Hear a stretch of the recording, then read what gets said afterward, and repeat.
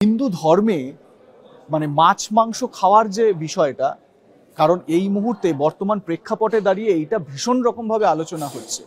হিন্দু ধর্মে কি আদৌ মাছ মাংস খাওয়া নিষেধ? আপনি কি মনে করেন? দেখো, হিন্দু ধর্ম, আমি হিন্দু শব্দটা খুব বেশি রোচক মনে করি না। আমার কাছে, আমি ভারতীয় বলে বলতে পছন্দ করি। যদিও সমস্ত ভারতীয় ভাবনা দর্শন সবকিছুই পরে হিন্দু বলে একটা ট্রান্সফার হয়েছে, সেটা ঠিক আছে। সেটাকে সনাতন ধর্ম বলা যায়? সনাতন ধর্ম, একে সনাতন ধর্ম যারা বলছেন তাদের সনাতন ধর্ম সম্বন্ধে কোনো আইডিয়াই নেই। সনাতন ধর্ম কাকে বলে ওনার কোনো আইডিয়াই নেই। সনাতন ধর্ম চেঞ্জ করে, পদে পদে চেঞ্জ করে। সনাতন ধর্ম মানে হচ্ছে behavioural practice, rather best practices, সেগুলো হচ্ছে সনাতন ধর্ম। সেটা তো চেঞ্জ করেছে, কালে কালে চেঞ্জ করেছে, তাই না? যেটা সে, আমি তার মধ্যে যাচ্ছি না। যারা মাছ মাংস খাওয়ার কথা বলছো, সেখানে বলি যে আমাদের যে বৈদিক ধর্ম, সেখানে তো র্যাম্প্যান্ট মাংস খাওয়ার ব্যাপার ছিল। কারণ বৈদিক ধর্মের মধ্যে যেটা সব প্রধান হচ্ছে যাগযজ্ঞ। সেখানে যে সোমযাগ, সর্বশ্রেষ্ঠ যাগ হচ্ছে সোমযাগ, সেখানে পশু যাগের ব্যবস্থা থাকতো।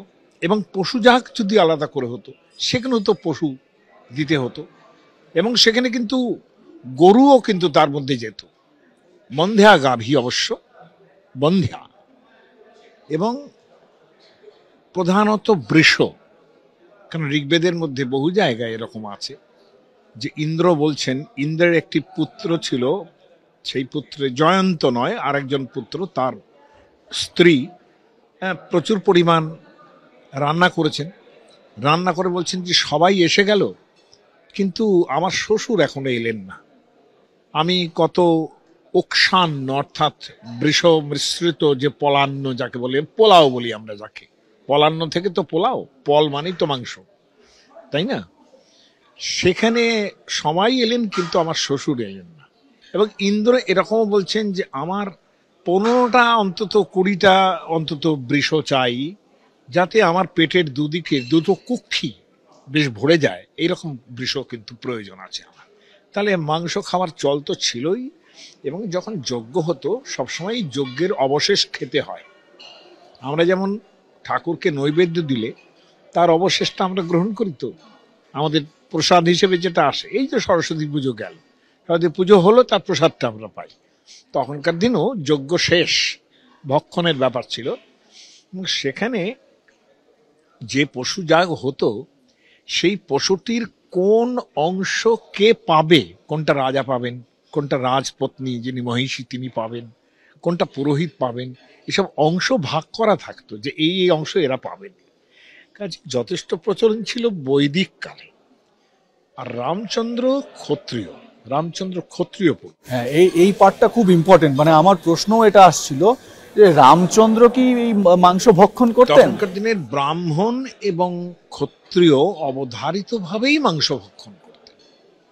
ক্ষত্রিয় পুরুষ মাংস ভক্ষণ করবেন না, এটা তো হতে পারে না।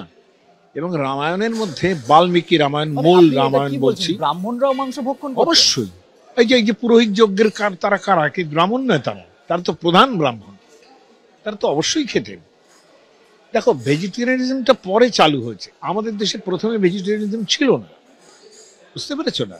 বরঞ্চ আমি বলবো বুদ্ধ আসার পরে যখন পশুজাগ বন্ধ হয়েছে, হ্যাঁ, যেটা বুদ্ধর খুব সবচেয়ে বড় ছিল যে এতগুলো পশু হিংসা করা হয়, হ্যাঁ, সেটাতে বুদ্ধর একটা খুব মানে খুব দুঃখ ছিল, রাগ ছিল। তো সেটা পশু জাগটা তখন যজ্ঞাদি ক্রিয়াই বন্ধ হয়ে যায় বুদ্ধদেব আসার পরে। তিনিও তো কম বড় মানুষ নন। কিন্তু ঘটনা হচ্ছে যে ভেজিটেরিয়ানিজমটা তার পরে আসে, তার আগে এরকম ধরনের কোনো ব্যাপার ছিল না। রামচন্দ্র নিজে রামায়ণের মধ্যে যে বর্ণনা আছে, মূল রামায়ণের কথা বলছি, যা থেকে অন্য রামায়ণগুলো এসছে, তুলসীদাসী রামায়ণ বলো, কৃত্তিবাসী রামায়ণ বলো, বাল্মীকি রামায়ণের কথা, বাল্মীকি রামায়ণে প্রচুর পরিমাণ খাওয়ার ব্যবস্থা আছে। যখন সীতা বনবাসে যাচ্ছেন, তখন তিনি বলছেন যে সুরা ঘটা সহস্রই, অর্থাৎ 100 ভাঁড় সুরা আমি গঙ্গার জলে নিক্ষেপ করব, তো গঙ্গা মাকে দেব, হ্যাঁ, এবং সুমৃষ্ট মাংস আমি গঙ্গায় ফেলবো। গঙ্গায় এইসব ফেলার কথা কি কেউ এখন ভাবতে পারে? কিন্তু রামায়ণে আছে, এখন আমাকে যদি বলে যে আপনি ভুল প্রচার করছেন, তাহলে আমি রামায়ণ দেখতে বলবো, তার মূল রামায়ণ খুলে দেখতে বলবো, তারা দেখুন এটা বাল্মীকি রামায়ণ। এবং যখন রামচন্দ্র যেদিন মারিচ রাম রাম বলে ডাকছে এবং সীতার বায়না শুনে তিনি সোড়ান হরিণ আনতে যাচ্ছেন, তার তো কোনো আইডিয়া ছিল না যে সীতা হরণ হয়ে যাবে বাই দ্যাট টাইম। তো মারিচকে ওই রকম ভাবে মারার পর তারপর তার মনে হলো যে বাড়ি যাচ্ছি। এবারে তিনি 3 রকমের হরিণ মেরে নিয়ে বাড়ি যাচ্ছেন কাঁধে ঝুলিয়ে, 3 রকম, 3 কিসিম, রুরু, পৃষত ইত্যাদি 3 রকমের কিসিমের হরিণ ঝুলিয়ে যাচ্ছেন। বনের মধ্যে বাস্তু পুজো হবে, বনের মধ্যে তিনি কুটির তৈরি করছেন। প্রথম যে কুটির নির্মাণ হলো, লক্ষণকে বললেন যাও তুমি একটা হরিণ ধরে নিয়ে এসো, সেটা শিকার করে নিয়ে এসো এবং সেটাকে রোস্ট করে তারপরে সেটার বাস্তু পুজোয় কাজে লাগলো। এই তো রামচন্দ্র, তাই না? আর সীতাও খেতেন না, এটা তার বলার কোনো মানে নেই।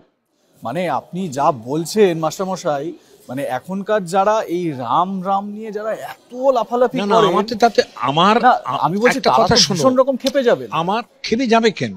আমার এতে রাম ভক্তি কিছু কমে না। আমি রামচন্দ্রের, ওরা যতখানি রামচন্দ্রকে ভক্তি করে আমি তার থেকে বেশি করি, কারণ এতে আমার ভক্তি কমবে কেন? দেখো, নিরামিষ খাওয়া মানে হচ্ছে একটা কৃচ্ছ সাধন করছি, মানে আমি কৃচ্ছ সাধন বোঝো তো, মানে সাধনের অঙ্গ সেটা।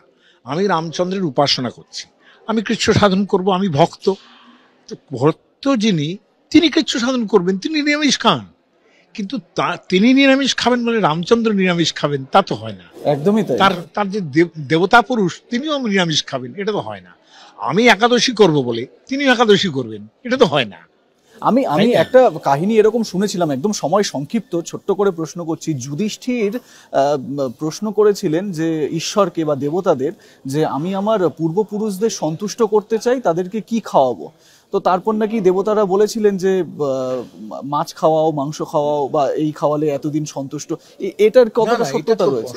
এগুলো যুধিষ্ঠির লাগবে না, প্রত্যেক পুরাণের মধ্যে আছে যে শ্রাদ্ধে কোন কোন মাংস দিতে হবে, সেখানে এই মাংস দিলে এত বেশি ফল হবে, এত বেশি তৃপ্তি হবেন। গন্ডারের মাংস পর্যন্ত রয়েছে সেখানে, কিছু বাদ নেই। হ্যাঁ হ্যাঁ, এই পাঠির মাংস, এসব নানান রকম মাংসের রেস্টু আমি একটা ইউটিউবও করেছি এর ওপরে, মানে শ্রাদ্ধের খাওয়া বলে, সেখানে কি পরিমাণ মাংস খাওয়া হচ্ছে সেটা।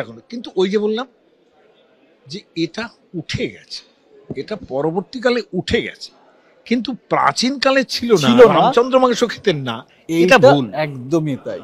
আমরা নিরামিষাশী বলে রামচন্দ্রকে আমরা নিরামিষ সাজি।